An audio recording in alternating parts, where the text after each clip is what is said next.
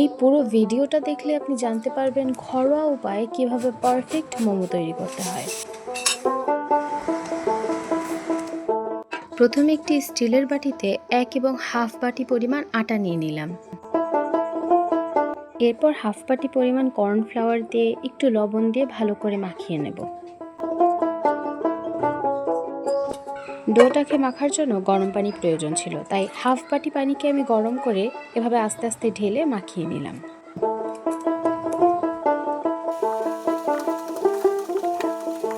আমার এই process follow করে আপনারাও মোমোর পারফেক্ট শিট তৈরি করে নিতে পারবেন। মোমোর স্টাফিংয়ের জন্য আমি পেঁপে ব্যবহার করব, কারণ আমার বাসায় এটাই ছিল।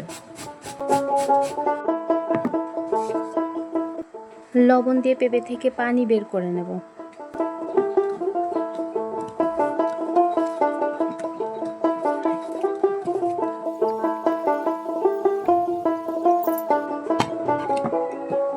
এই মুরগির মাংসটাকে গোলমরিচ, আদা, রসুন আর একটু জিরে দিয়ে ভালো করে ব্লেন্ড করে নেব।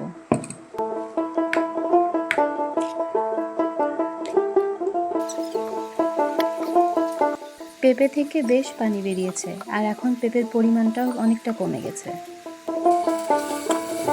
এখানে ঝাল পেঁয়াজ দিয়ে একটু পেঁপেটাকে ভাজি করে নেব।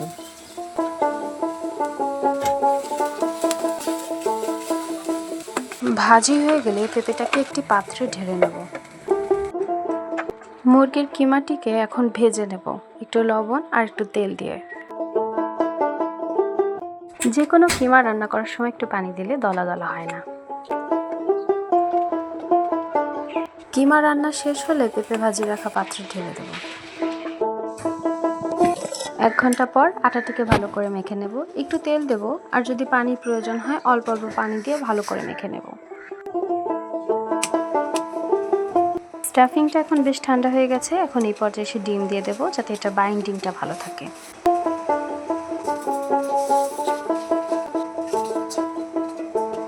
এখন আটাটিকে ভালো করে মেখে লেচি কেটে নেব।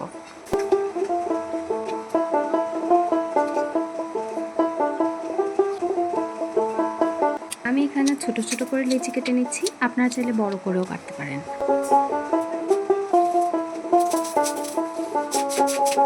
আর এই রুটিগুলো বানানোর সময় একটা জিনিস খেয়াল রাখবেন, আটার বদলে এখানে কর্নফ্লাওয়ার ইউজ করতে হয়।